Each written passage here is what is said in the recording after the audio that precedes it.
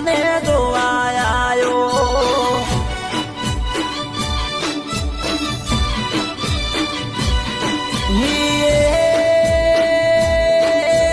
ઘૂમટો ઉગાડો કરી ડાબી બાજુ જોવો માયા શીખ તમારો ઉભો